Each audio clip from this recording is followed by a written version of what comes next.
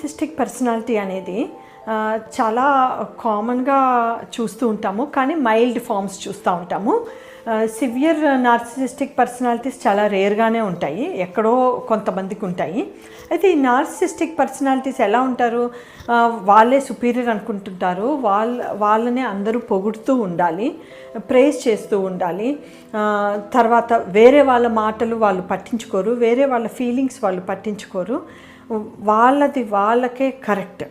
తర్వాత వాళ్ళు హై లెవెల్లో ఫీల్ అయిపోతూ ఉంటారు, అటెన్షన్ ఇవ్వాలి ఎప్పుడు చూసినా కూడా. అండ్ వాళ్ళకి ఎక్కడికి వెళ్ళినా కూడా వాళ్ళకి హై ప్రియారిటీ తోటి ట్రీట్ చేస్తేనే వాళ్ళు ముందుకు వెళ్తూ ఉంటారు. అట్ ద సేమ్ టైం వాళ్ళు ఏదైనా పనులు కరెక్ట్గా చేస్తారు అంటే లేదు, చాలామంది వాళ్ళలో లేజినెస్ ఉంటుంది, ఎక్కువ పని చేయకుండా అవతల నుంచి ఎక్కువ ఎక్స్పెక్ట్ చేస్తూ ఉంటారు. ప్లస్ సెల్ఫ్ రియలైజేషన్, రియాలిటీకి కొంచెం దూరంలో ఉంటుంటారు. చాలామంది ఇలాంటివి దొరకనందుకు లోనర్స్గా కూడా ఉంటుంటారు. వీటిల్లోనే ఈ అన్ని సిమ్టమ్స్ కలిపి ఉన్నదే నార్సిసిస్టిక్. అయితే ఈ నార్సిసిస్టిక్ మైల్డ్ ఫామ్ ఉండొచ్చు, సివియర్ ఫామ్ ఉండొచ్చు. మైల్డ్ ఫామ్ చాలామందికి ఉంటుంది, వెరీ కామన్గా చూస్తూ ఉంటాము. ఈ సివియర్ ఫామ్ ఏమో వెరీ రేర్గా చూస్తూ ఉంటాము.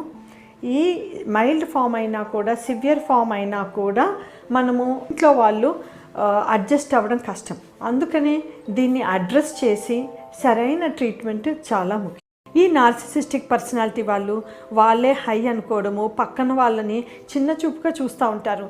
వాళ్ళకంటే ఎక్కువ సబ్జెక్ట్ తెలుసున్నా కూడా వాళ్ళకేం తెలుసు, ఇదే కదా, వాళ్ళకి వేరే లోపాలు ఉన్నాయి అని అలాగ ప్రొజెక్ట్ చేస్తూ ఉంటారు.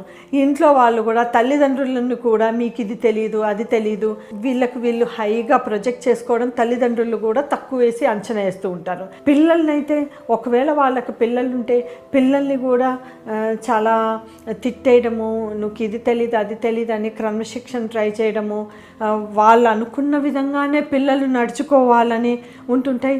దీంట్లోనే చాలామందికి ఇన్సెక్యూరిటీ ఫీలింగ్స్ కూడా ఉంటాయి. మనం వాళ్ళకి వాల్యూ ఇవ్వకపోతే వీళ్ళకి వేరే ఉద్దేశం ఉందని ఇన్సెక్యూరిటీ ఫీలింగ్, పార్ట్నర్స్ మీద ఇన్సెక్యూరిటీ ఫీలింగ్ చూపిస్తూ ఉంటారు.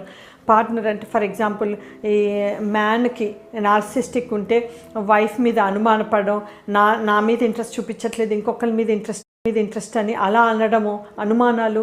ఒకవేళ వైఫ్కి నార్సిసిస్టిక్ ఉంటే హస్బెండ్ మీద అనుమానాలు, నా మీద ఇంట్రెస్ట్ చూపించట్లేదు, నా మీద అటెన్షన్ చూపించట్లేదు, నాకు ఇది కావాలి, అది కావాలి, అతనికి ఇవన్నీ చేయడం, ఇంకొకటి ఇంట్రెస్ట్ ఉంది అని ఇట్లాగా అనుమానాలు, పారనాయిడ్ థాట్స్ ఇలాంటివన్నీ కూడా ఉండే అవకాశం ఉంది.